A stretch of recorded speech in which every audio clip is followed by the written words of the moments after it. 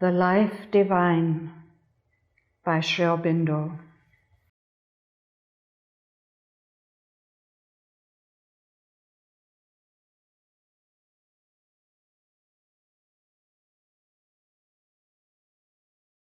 Chapter 7. The Ego and the Dualities.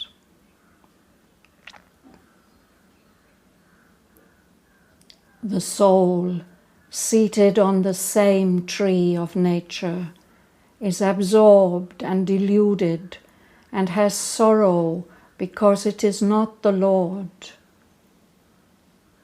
But when it sees and is in union with that other self and greatness of it, which is the Lord, then sorrow passes away from it.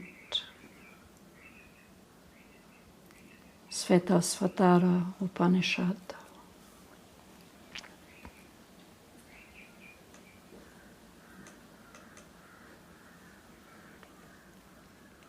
If all is in truth Satchidananda,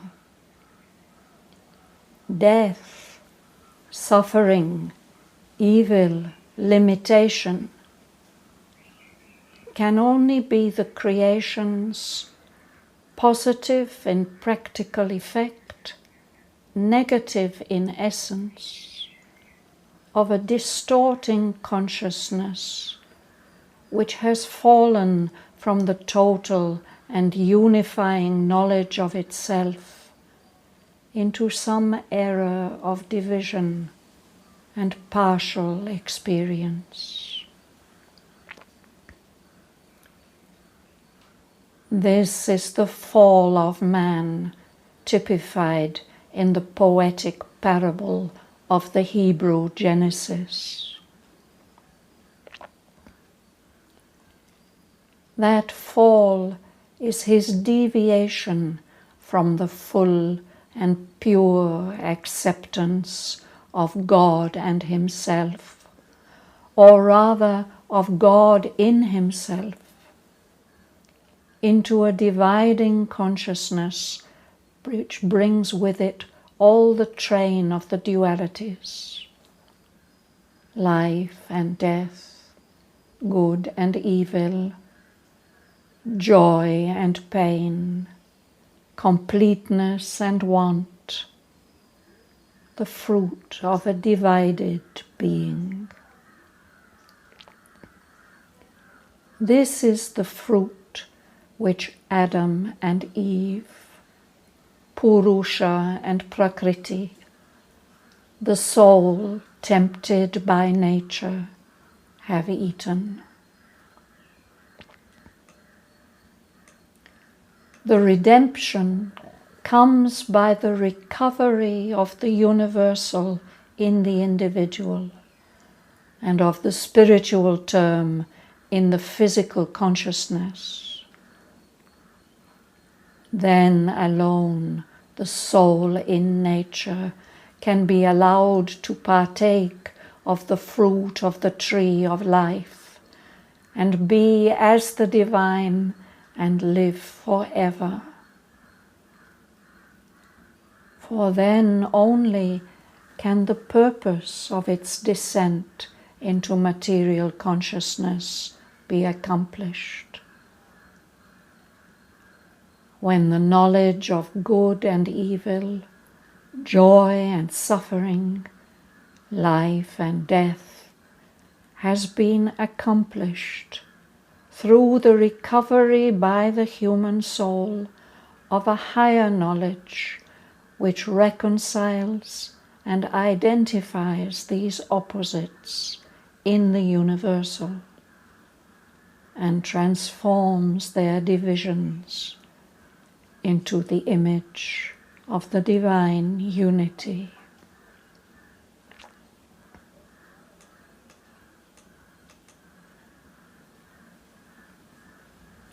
To Satchidananda, extended in all things, in widest commonality and impartial universality. Death, suffering, evil and limitation can only be at the most reverse terms, shadow forms of their luminous opposites.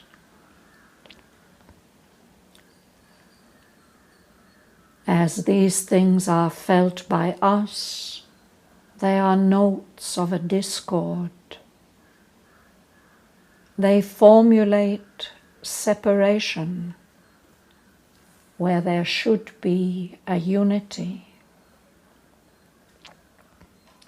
miscomprehension where there should be an understanding, an attempt to arrive at independent harmonies where there should be a self-adaptation to the orchestral whole.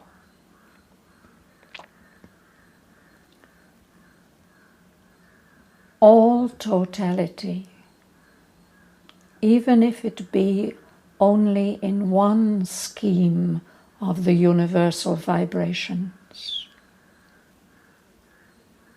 even if it be only a totality of the physical consciousness without possession of all that is in movement beyond and behind,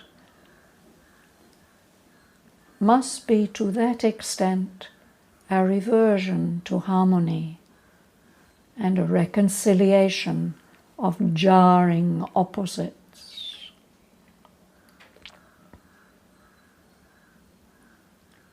On the other hand, to Satchidananda, transcendent of the forms of the universe, the dual terms themselves, even so understood, can no longer be justly applicable.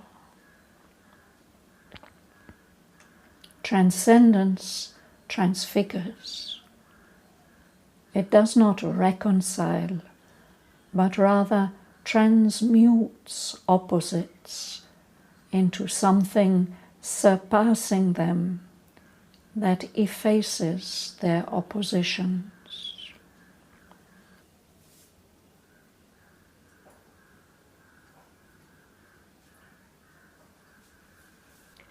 At first, however, we must strive to relate the individual again to the harmony of the totality.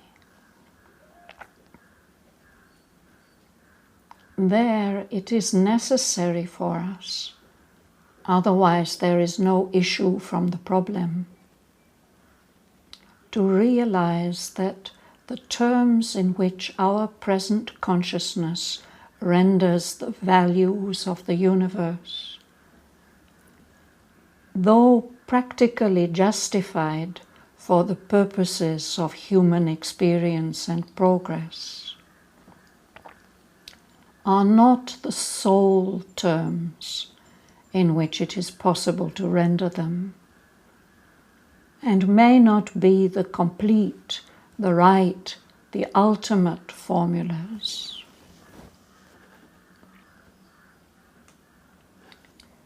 Just as there may be sense organs or formations of sense capacity which see the physical world differently, and it may well be better because more completely than our sense organs and sense capacity, so there may be other mental and supramental envisagings of the universe which surpass our own. States of consciousness there are in which death is only a change in immortal life, pain a violent backwash of the waters of universal delight, limitation a a turning of the infinite upon itself. Evil, a circling of the good around its own perfection. And this not in abstract conception only, but in actual vision and in constant and substantial experience.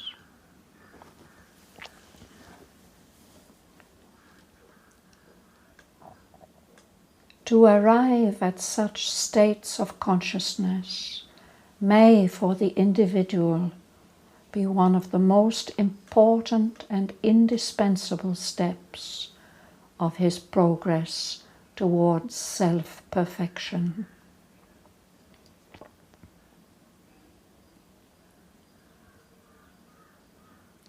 Certainly, the practical values given us by our senses and by the dualistic sense mind must hold good in their field and be accepted as the standard for ordinary life experience until a larger harmony is ready, into which they can enter and transform themselves without losing hold of the realities which they represent. To enlarge the sense faculties without the knowledge that would give the old sense values their right interpretation from the new standpoint might lead to serious disorders and incapacities, might unfit for practical life and for the orderly and disciplined use of the reason.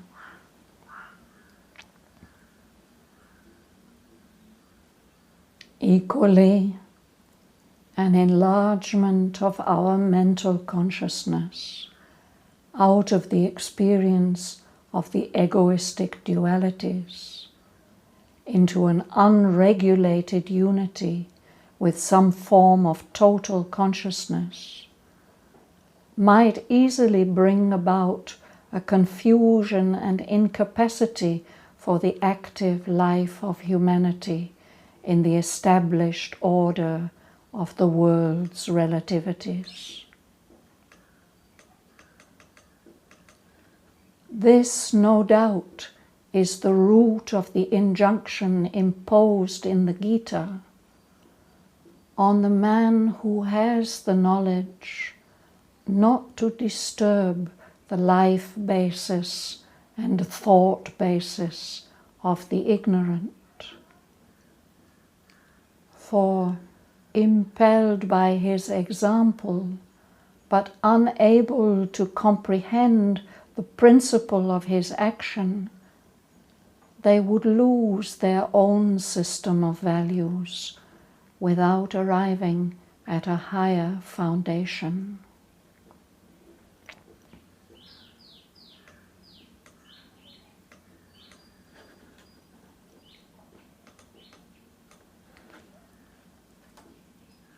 Such a disorder and incapacity may be accepted personally and are accepted by many great souls as a temporary passage or as the price to be paid for the entry into a wider existence.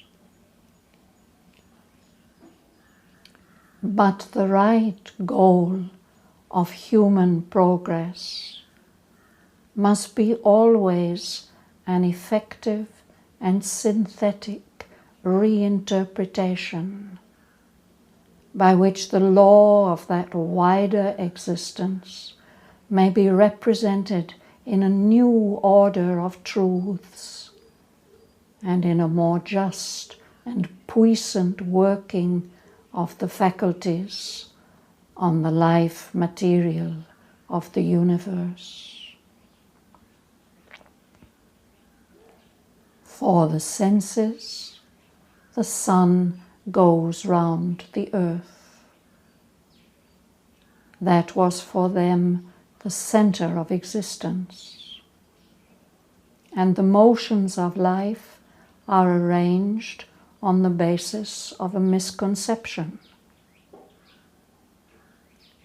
The truth is the very opposite, but its discovery would have been of little use if there were not a science that makes the new conception the center of a reasoned and ordered knowledge, putting their right values on the perceptions of the senses.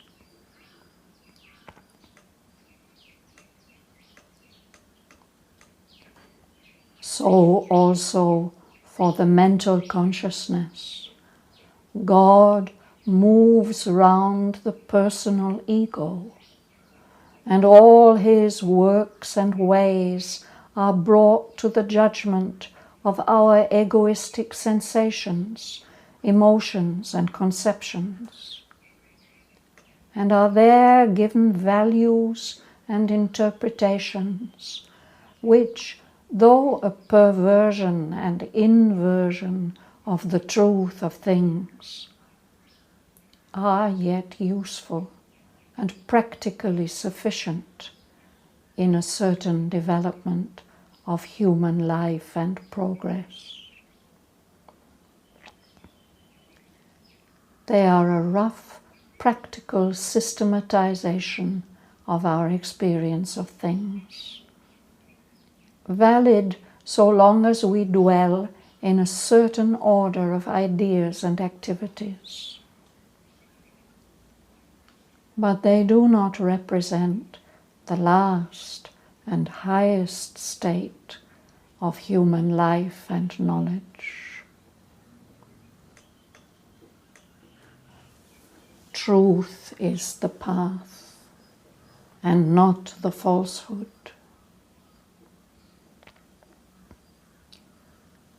The truth is not that God moves round the ego as the center of existence, and can be judged by the ego and its view of the dualities, but that the divine is itself the center, and that the experience of the individual only finds its own true truth when it is known in the terms of the universal and the transcendent. Nevertheless, to substitute this conception for the egoistic without an adequate base of knowledge may lead to the substitution of new but still false and arbitrary ideas for the old, and bring about a violent instead of a settled disorder of right values. Such a disorder often marks the inception of new philosophies and religions, and initiates useful revolutions. But the true goal is only reached when we can group round the right central conception a reasoned and effective knowledge, in which the egoistic life shall rediscover all its values, transformed and corrected. Then we shall possess that new order of truths, which will make it possible for us to substitute a more divine life for the existence which we now lead, and to effectualize a more divine and puissant use of our faculties on the life material of the universe.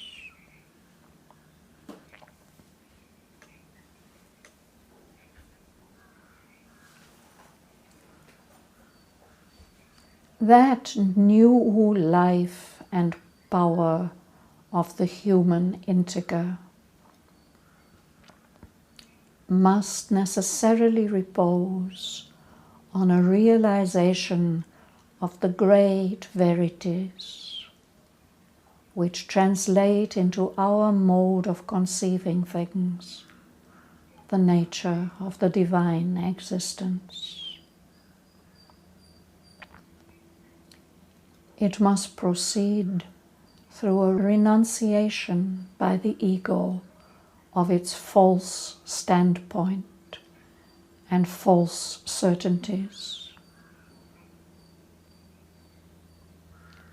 through its entry into a right relation and harmony with the totalities of which it forms a part, and with the transcendences from which it is a descent, and through its perfect self-opening to a truth and a law that exceed its own conventions, a truth that shall be its fulfillment, and a law that shall be its deliverance.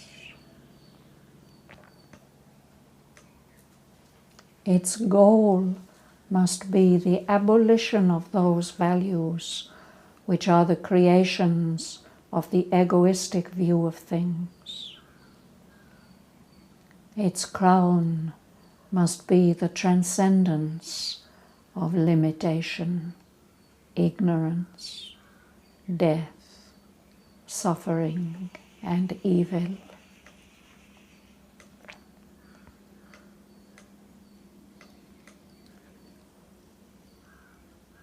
The transcendence, the abolition, are not possible here on earth and in our human life if the terms of that life are necessarily bound to our present egoistic valuations. If life is in its nature individual phenomenon and not representation of a universal existence and the breathing of a mighty life spirit,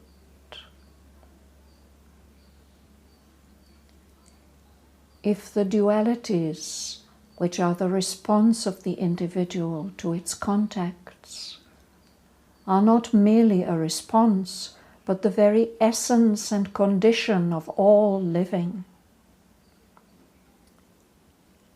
if limitation is the inalienable nature of the substance of which our mind and body are formed, disintegration of death, the first and last condition of all life, its end and its beginning,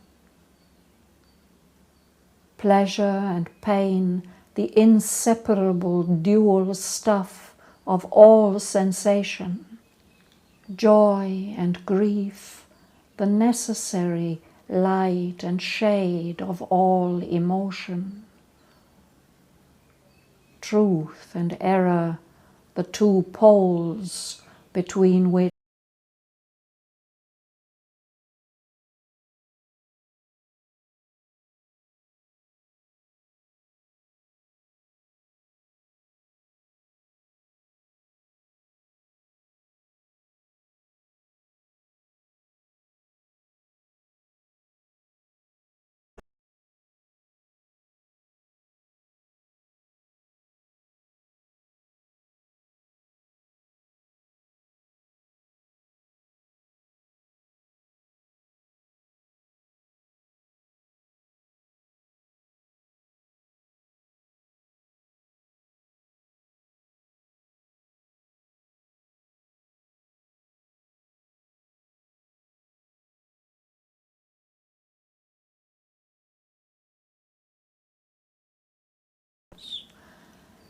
to conceive of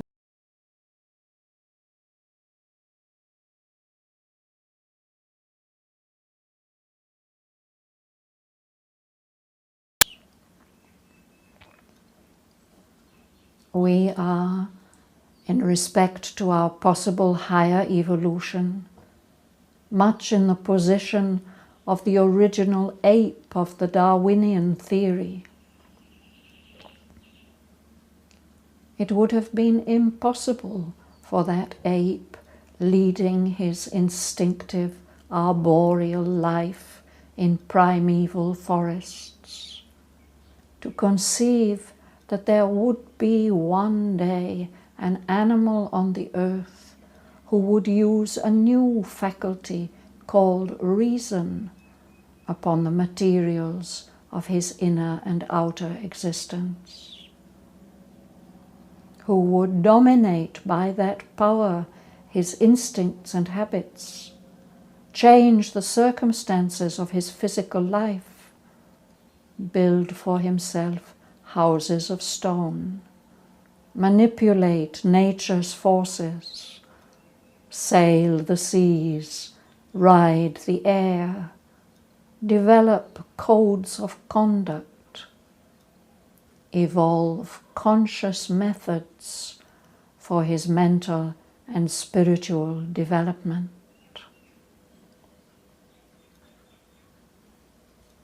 And if such a conception had been possible for the ape mind, it would still have been difficult for him to imagine that by any progress of nature or long effort of will and tendency, he himself could develop into that animal.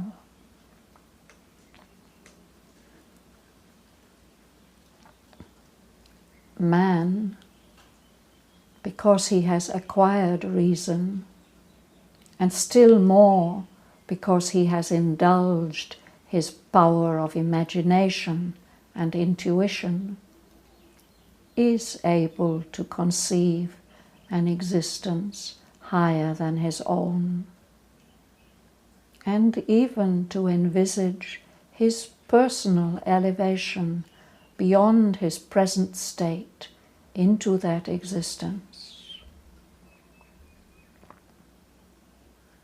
His idea of the supreme state is an absolute of all that is positive to his own concepts and desirable to his own instinctive aspiration. Knowledge without its negative shadow of error, bliss without its negation in experience of suffering, power without its constant denial by incapacity, purity and plenitude of being without the opposing sense of defect and limitation. It is so that he conceives his gods. It is so that he constructs his heavens. But it is not so that his reason conceives of a possible earth and a possible humanity. His dream of God and heaven is really a dream of his own perfection. But he finds the same difficulty in accepting its practical realization here for his ultimate aim, as would the ancestral ape if called upon to believe in himself as the future man.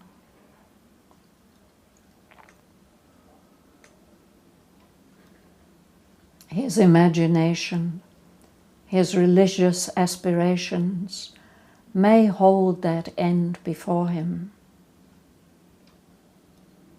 But when his reason asserts itself, rejecting imagination and transcendent intuition, he puts it by as a brilliant superstition, contrary to the hard facts of the material universe.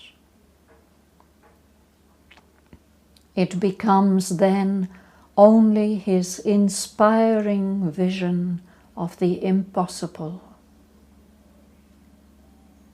All that is possible is a conditioned, limited, and precarious knowledge, happiness, power, and good.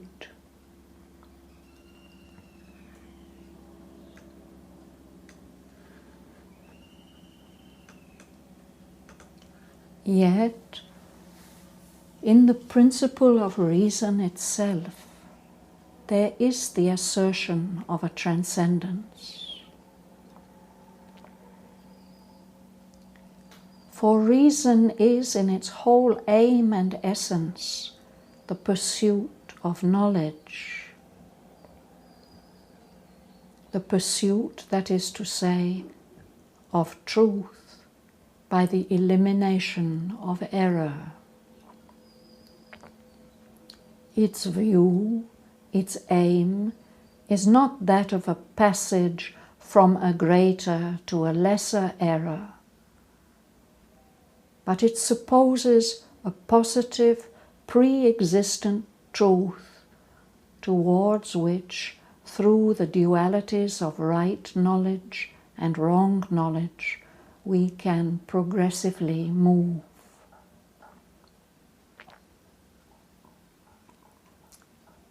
If our reason has not the same instinctive certitude with regard to the other aspirations of humanity, it is because it lacks the same essential illumination inherent in its own positive activity. We can just conceive of a positive or absolute realization of happiness, because the heart to which that instinct for happiness belongs has its own form of certitude, is capable of faith. And because our minds can envisage the elimination of unsatisfied want, which is the apparent cause of suffering. But how shall we conceive of the elimination of pain from nervous sensation, or of death from the life of the body? Yet the rejection of pain is a sovereign instinct of the sensations. The rejection of death, a dominant claim inherent in the essence of our vitality. But these things present themselves to our reason as instinctive aspirations, not as realizable potentialities.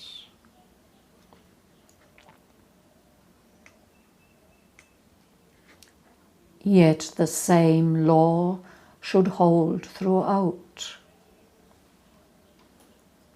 The error of the practical reason is an excessive subjection to the apparent fact which it can immediately feel as real, and an insufficient courage in carrying profounder facts of potentiality to their logical conclusion.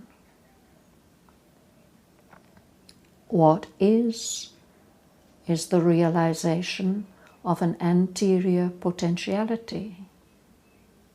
Present potentiality is a clue to future realization.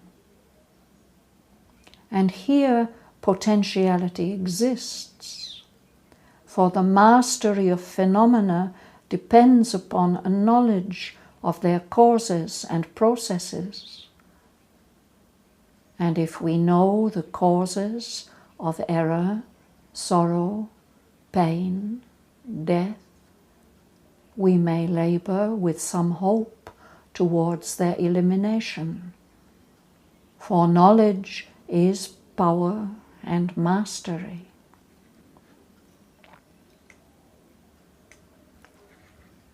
In fact, we do pursue as an ideal, so far as we may, the elimination of all these negative or adverse phenomena. We seek constantly to minimize the causes of error, pain, and suffering. Science, as its knowledge increases, dreams of regulating birth and of indefinitely prolonging life, if not of effecting the entire conquest of death. But because we envisage only external or secondary causes, we can only think of removing them to a distance, and not of eliminating the actual roots of that against which we struggle. And we are thus limited because we strive towards secondary perceptions and not towards root knowledge, because we know processes of things but not their essence. We thus arrive at a more powerful manipulation of circumstances, but not at essential control.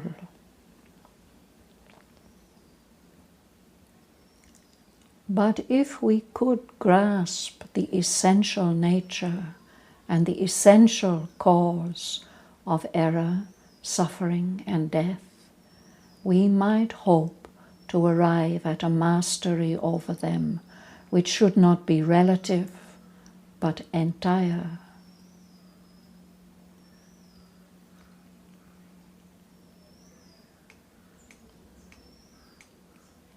We might hope even to eliminate them altogether and justify the dominant instinct of our nature by the conquest of that absolute good, bliss, knowledge, and immortality, which our intuitions perceive as the true and ultimate condition of the human being.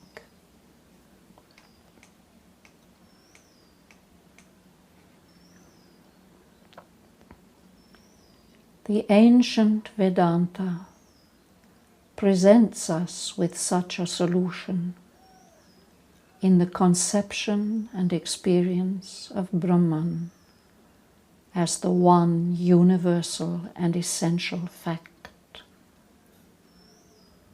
and of the nature of Brahman as Satchidananda.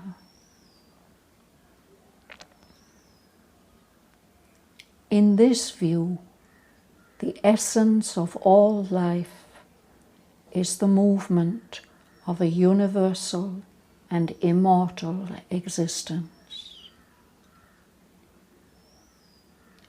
The essence of all sensation and emotion is the play of a universal and self-existent delight in being. The essence of all thought and perception is the radiation of a universal and all-pervading truth. The essence of all activity is the progression of a universal and self-effecting good.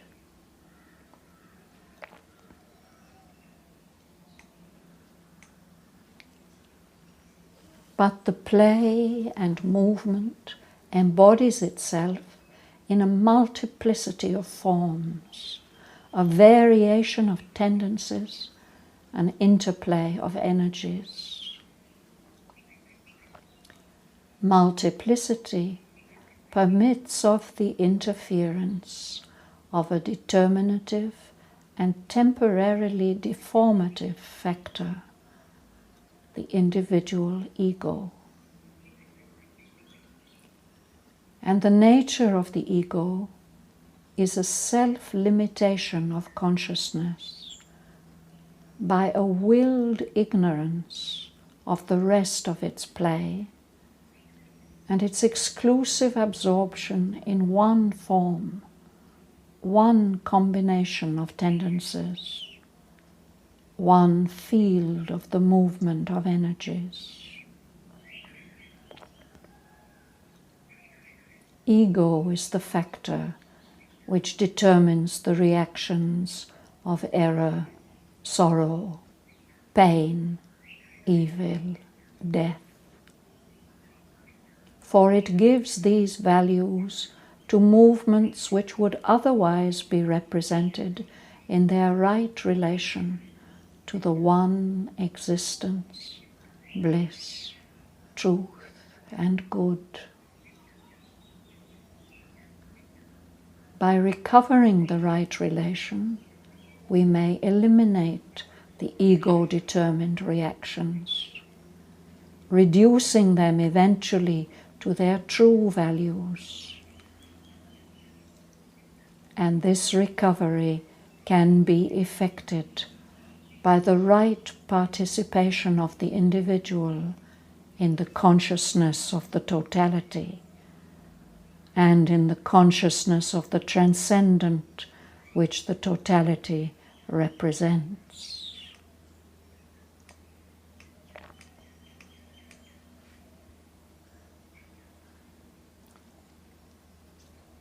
Into later Vedanta, there crept and arrived at fixity the idea that the limited ego is not only the cause of the dualities, but the essential condition for the existence of the universe. By getting rid of the ignorance of the ego and its resultant limitations, we do indeed eliminate the dualities, but we eliminate along with them our existence in the cosmic movement. Thus we return to the essentially evil and illusory nature of human existence and the vanity of all effort after perfection in the life of the world. A relative good linked always to its opposite is all that here we can seek.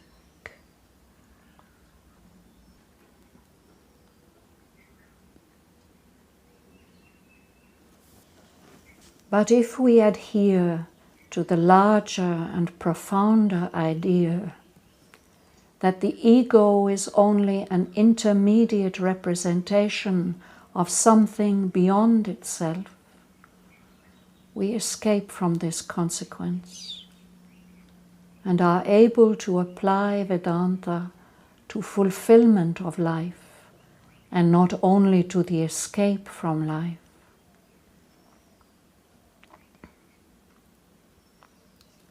The essential cause and condition of universal existence is the Lord, Ishvara or Purusha, manifesting and occupying individual and universal forms.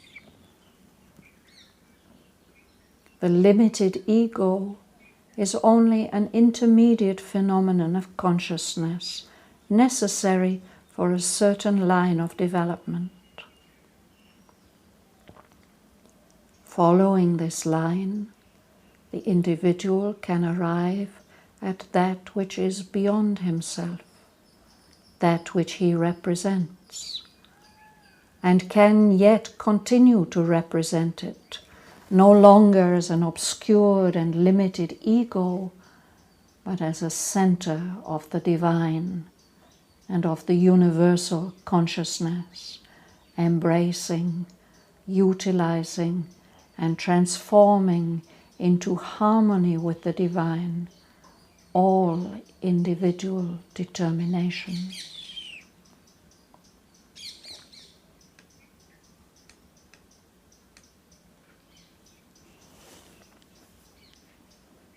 We have then the manifestation of the divine conscious being in the totality of physical nature as the foundation of human existence in the material universe.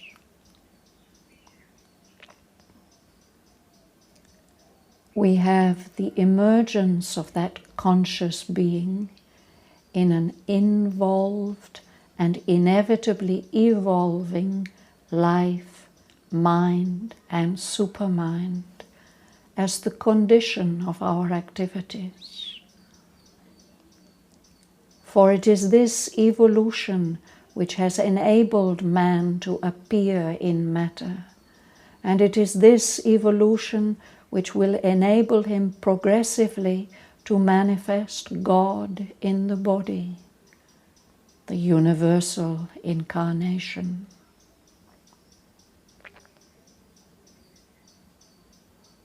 We have in egoistic formation the intermediate and decisive factor which allows the one to emerge as the conscious many out of that indeterminate totality, general, obscure, and formless, which we call the subconscient.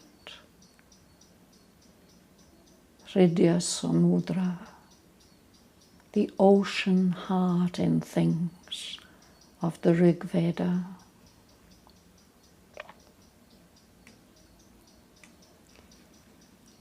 We have the dualities of life and death, joy and sorrow, pleasure and pain, truth and error, good and evil, as the first formations of egoistic consciousness. The natural and inevitable outcome of its attempt to realize unity in an artificial construction of itself, exclusive of the total truth, good, life, and delight of being in the universe.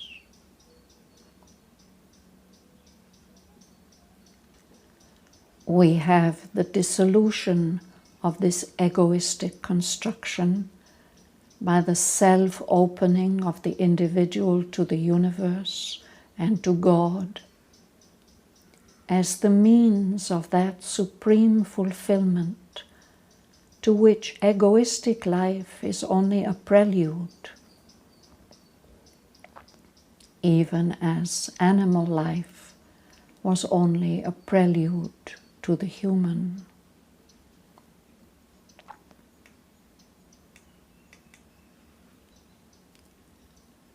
We have the realization of the all in the individual by the transformation of the limited ego into a conscious center of the divine unity and freedom, as the term at which the fulfillment arrives.